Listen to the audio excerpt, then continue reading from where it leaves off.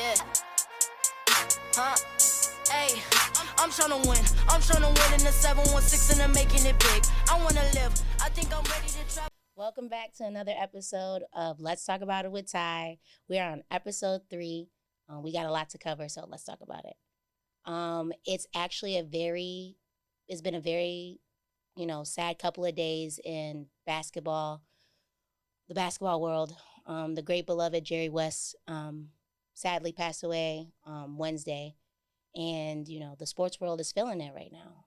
For those of you that don't know, Jerry West is the logo, the NBA logo for the NBA itself. And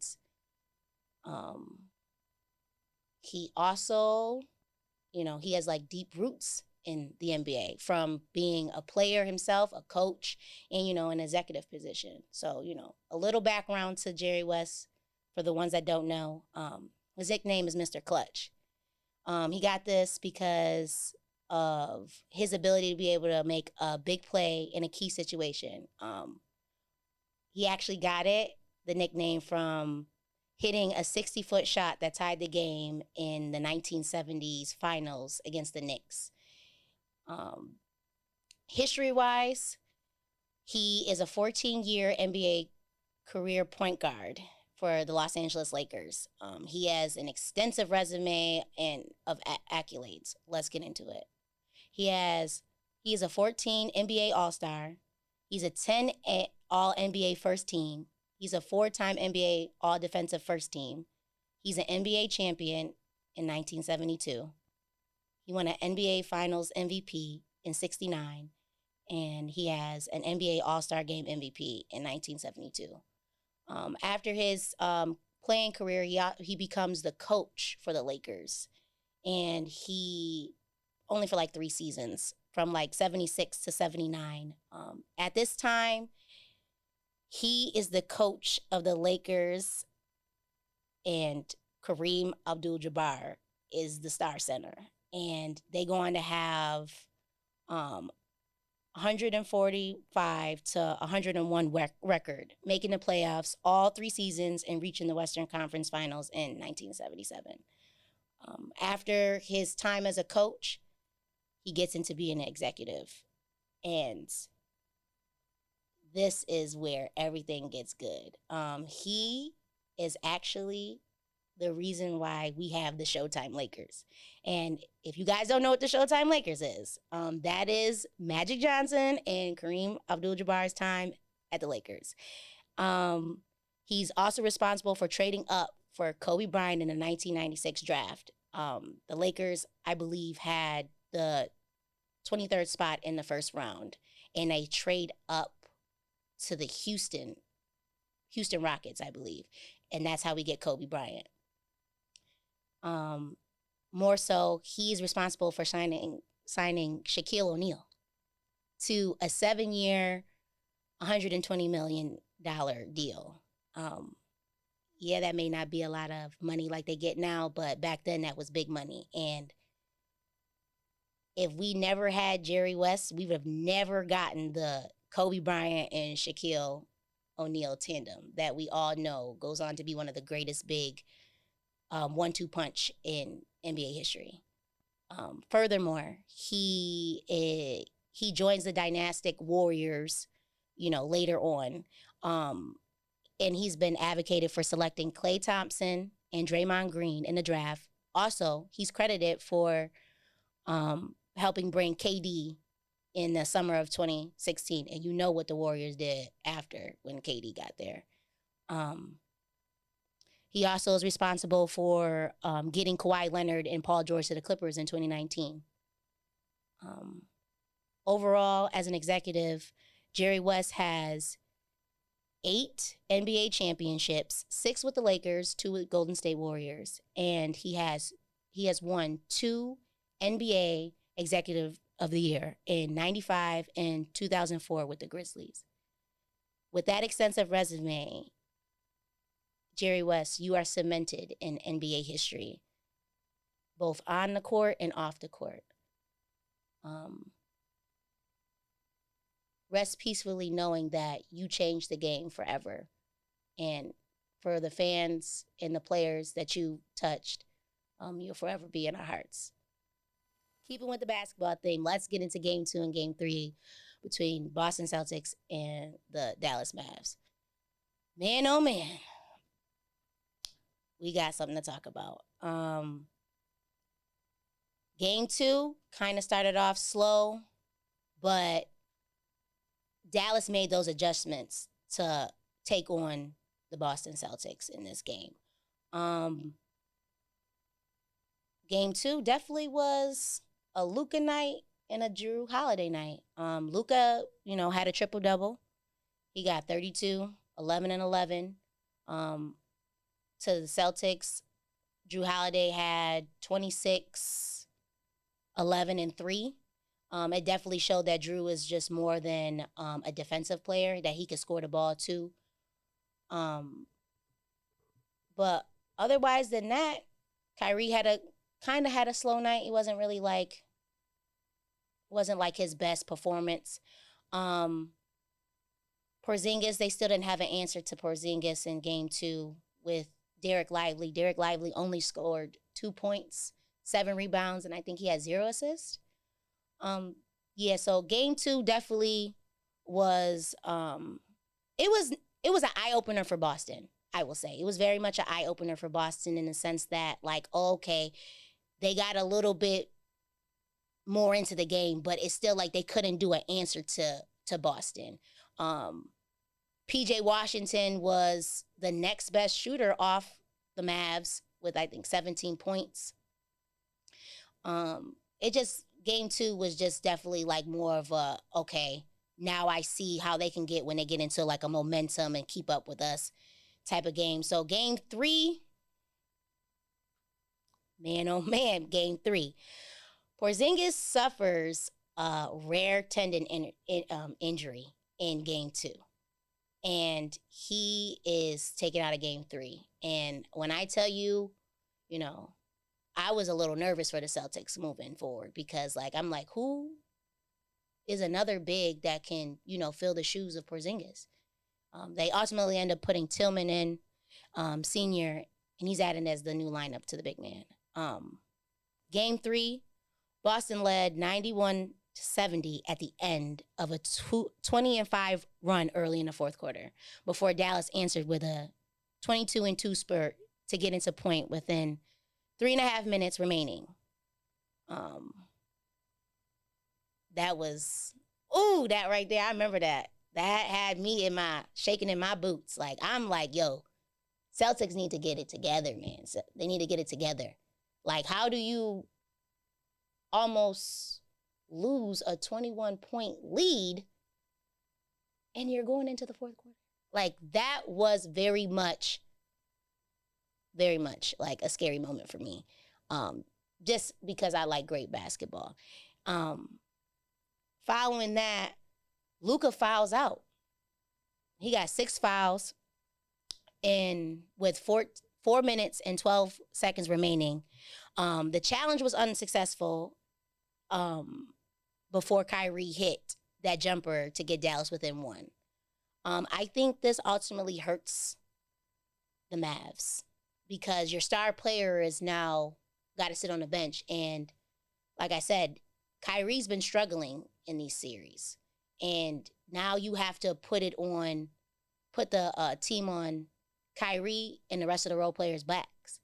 And ultimately, Tatum, Brown, and Derek, score for a combining 13 points to get the Celtics to a victory, ending game with Boston 106 and the Mavs at 99. Very much, this was, I think Game 3 was most exciting of it all, just because, like I said, that 21-point lead that the Celtics almost blew, had me a little tight.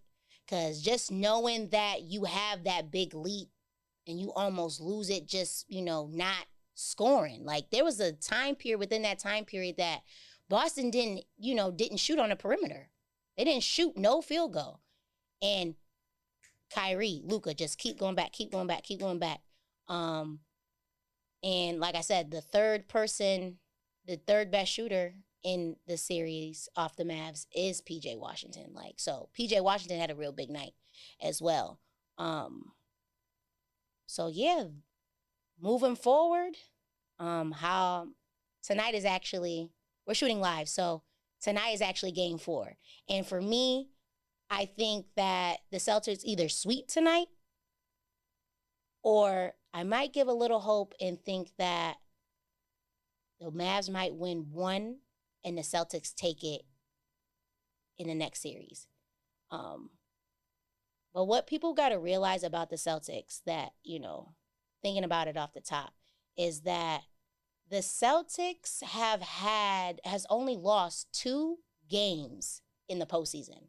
Like, that's magnificent. People don't understand that. Like, and they won like 62 regular season games. Like, like that, when I said in episode 2, like, depending on how the Mavs play, it changes the tides of this game. And very much so, the Mavs have been playing like the OKC Mavs, where Kyrie's been struggling. And they've been relying on, their role players, and then the role players don't show up. Like I said, Derek Lively in these past 2 games, besides game 3 from 1 and game 2, he's been 4 points. And normally Derek Lively gives you a good 20 piece.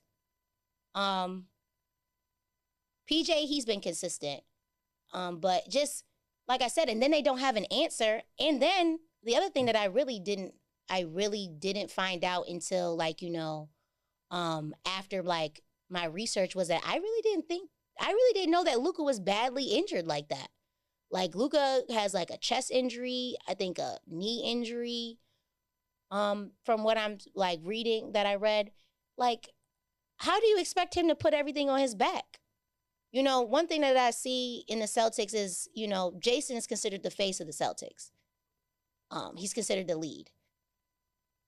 If Jason doesn't score good, the Celtics still can win because everybody else is eating. Everybody else can shoot. When Luka's not, his triple-double, like, there's a lot of absent, players that are not stepping up and doing what they need to do.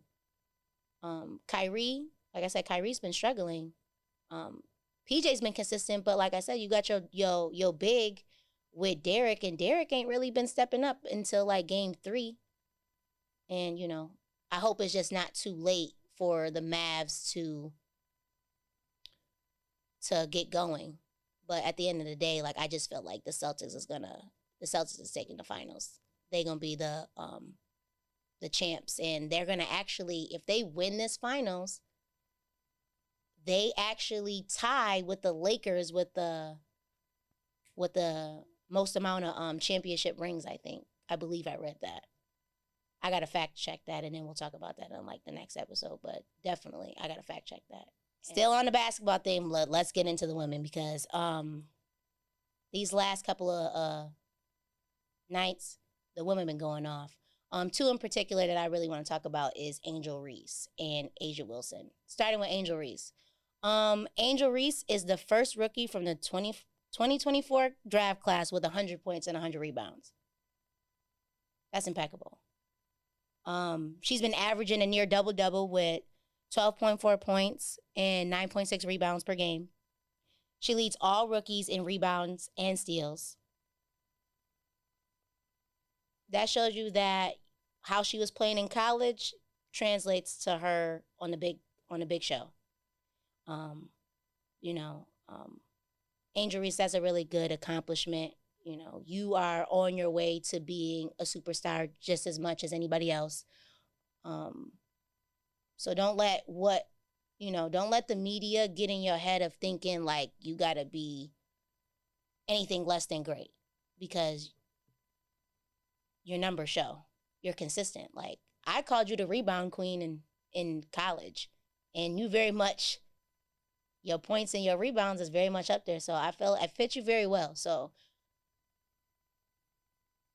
like I said on last week's episode about Caitlin Clark, you just got to keep the main thing the main thing. You are on to a very good start with what you're doing. And your game definitely translates to the WNBA style of play. So just keep up the good work. I'm rooting for you. You know, Miss Reebok. Okay, I need to probably get me my some questions because I see you wearing them, and I ain't seen them since AI. So I might gotta get me a little something.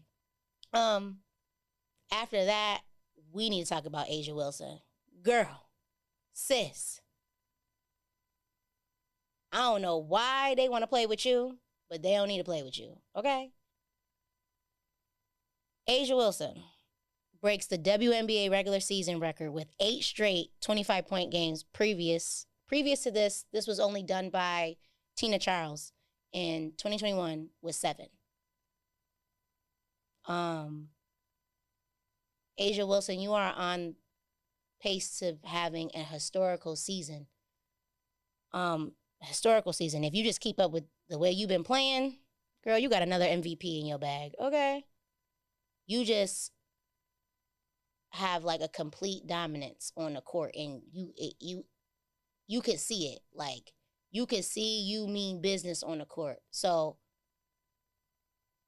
just to see you, like having these games. Matter of fact, you just had a great game with Jackie Young. You and her both shot a 30-piece. And y'all, I believe y'all combined points was like 60 and some change, am I? Like, you are just an amazing athlete. Like, you are really like a really good basketball player. So I don't even know why people even play with you when it comes to this. Like, you one of them ones for sure. You are very much one of them ones. And I'm happy that you getting your Nike deal. You getting your sneakers because, girl, I'm going to buy them. Yeah, I know I'm a sneaker person. I'm going to buy them, and I'm going to put them right on the show, flaunt them out. And you should have been got that sneaker deal because you got 2 MVPs.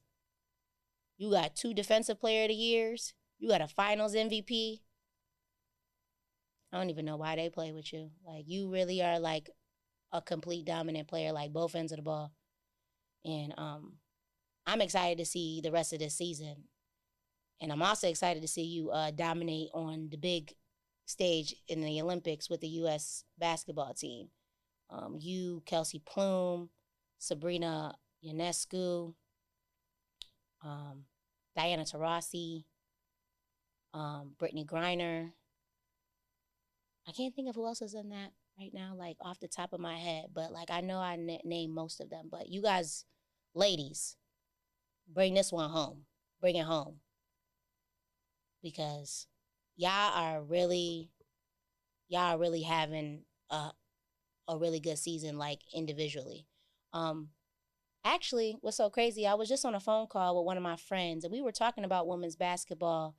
And a lot of people really don't know that this physicality that the women be having, this has been happening since the start of the WNBA. It's just that y'all just now getting brought up to speed with it.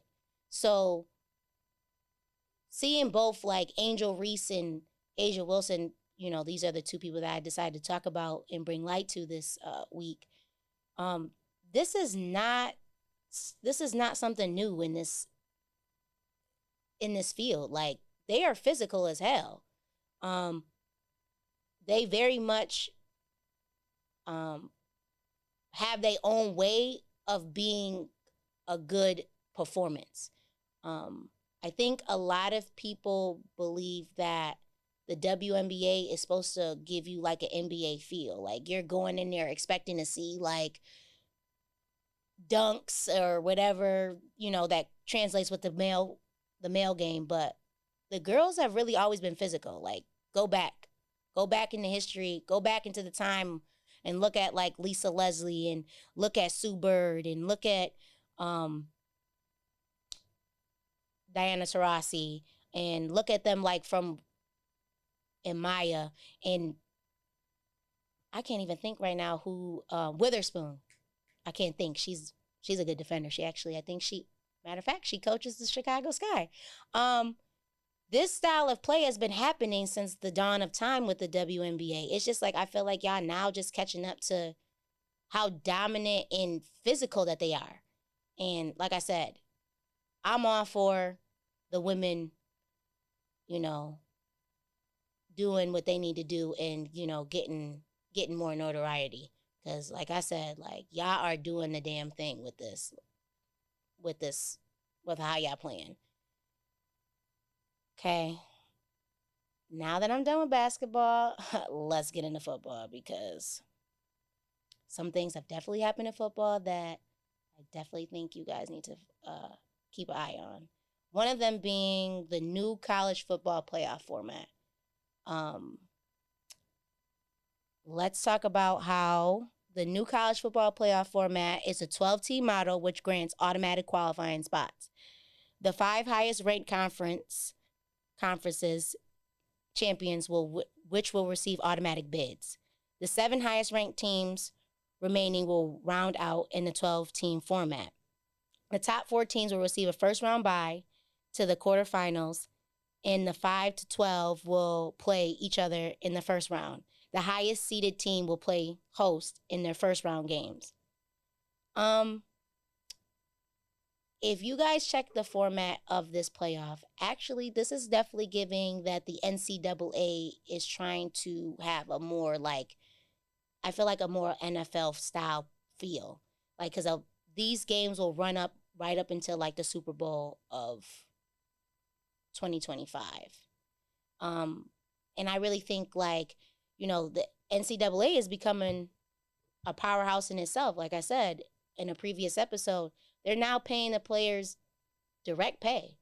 So they trying to give you the best football possible to, compensate for what they got to do with paying the players. And, I'm excited to see this because, last year was very much controversial with the Florida Seminoles and, UGA. Florida Seminoles actually had an undefeated season and they didn't get a chance to play in the playoffs. And, a lot of them took heart to that. Like, they were like, man, I won the playoffs and I don't even get a chance to play in the playoffs. So I very much like that, more teams have an opportunity to showcase in the playoffs. I would like to see how this goes, really, because I'm just so used to the old style of how playoffs went,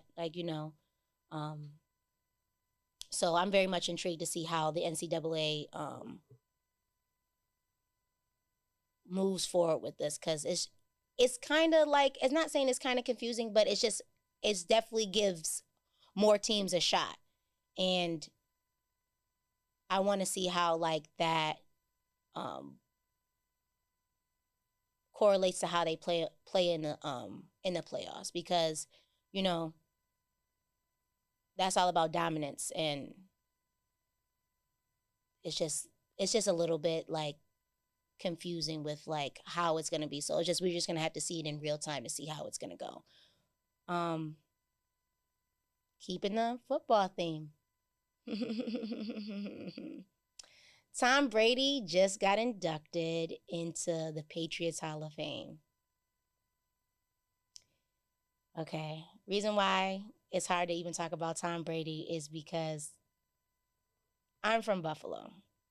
Tom Brady is very much an arch nemesis. Saying that name is like a curse. A lot of people from Buffalo do not like Tom Brady, but you can't go against his greatness. He's a GOAT. He earned this. 23 seasons. 20 with the Patriots. But one thing that really stood out to me, and it really just, Tom be trolling, even not playing the game no more. He has Hove perform as he walks out the tunnel. Do y'all not know that's GOAT shit? You have a GOAT in rap, performing for the GOAT to come out of the tunnel. And PSA at that. PSA stands for Public Service Announcement, if y'all don't know what that means. And that song comes off the Black Album, and the Black Album is very much equal to me when it comes to the Blueprint. Maybe one day Black Album might go above Blueprint. Maybe one day the Blueprint goes in front of the Black Album. But yeah, like, come on now. This ain't a movie, dog. Like, I know y'all know this song. Like, I was gonna rap it though, just because I feel like, come on now, it's a whole line, but a part of me is like, yeah, let's not get into that. But very much back to Tom Brady and his night, because I could talk about Hove, and that's not the segment. And Tom Brady, in the course of his 20 seasons with the Patriots, he has an impeccable resume with them. He has 74,571 passing yards, 541 touchdowns, 6 Super Bowl championships, 3-time MVP, and a 2-time Offensive Player of the Year. You can't call that man anything but great. I don't care where you're from. He earned this. He's an amazing quarterback.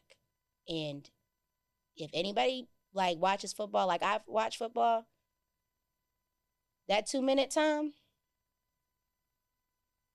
something serious.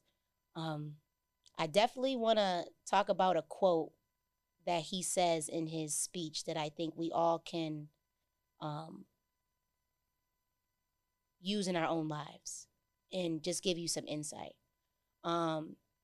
He says in his speech, to be successful at anything, you don't have to be special. You just have to be what most people aren't: consistent, determined, and willing to work for it. I think this very much translates to Tom's early beginnings as a quarterback. Tom Brady definitely wasn't a stellar quarterback. Well, I'm not saying a stellar quarterback. He definitely wasn't given the opportunity until Drew Bledsoe.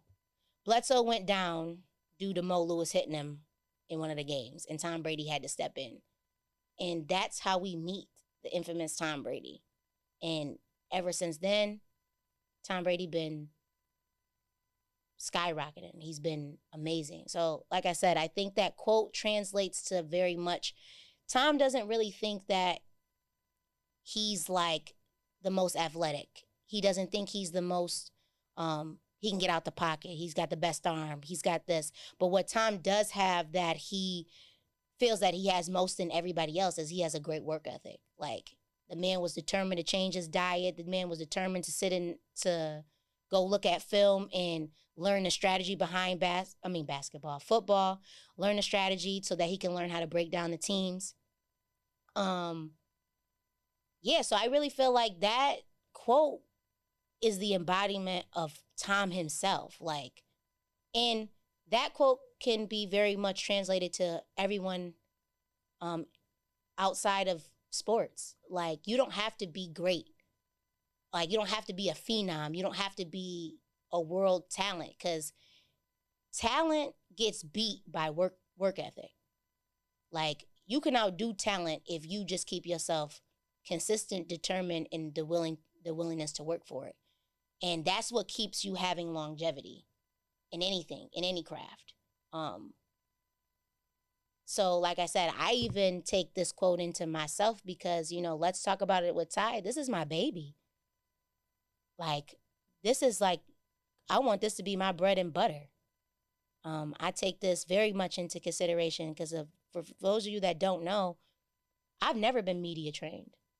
I've never sat in front of a mic and said my thoughts to anything. This is very much my first time doing anything, and everything's a learning experience. Like, I know I fuck up.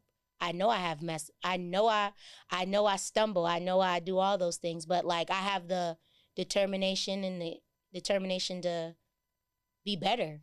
I have the willingness to work. I talk to people behind the scenes that be like, I just see you have that in you, and then you have to be consistent. And consistency is nothing but, punching in and punching out. Coming, yeah, you might have a fucked up episode, and yeah, you might have a bad game or whatever, but you come back and you got the willingness to work with a new attitude. So I just very much feel like, this quote is very much to the people that are hungry, to the people that want to do better, that want to see better in their lives. So it very much, like I said, it translates to the person that wants it the most. And Tom Brady wanted it the most. With Let's Talk About Outside, I want it the most. And to anybody out there that wants to do something, take what he said and run with it. Make it your everyday quote that you keep to your heart. This almost give you like Mamba mentality, cut from the same cloth. So, episode 3, I'm excited about everything that happened, and I hope you enjoy. Why the heck did I just do that and I did not show you my sneakers? Come on now, this is sneaker talk. Today's sneaker is actually a classic Jordan here. These are actually my favorite Jordans of all time. Like, I'm very much a 12 girl. These are called the Cherries, to be honest. And these are very comfortable, very much, if playing basketball, I would still wear these because they have very much an ankle support. But they're very comfortable to play in.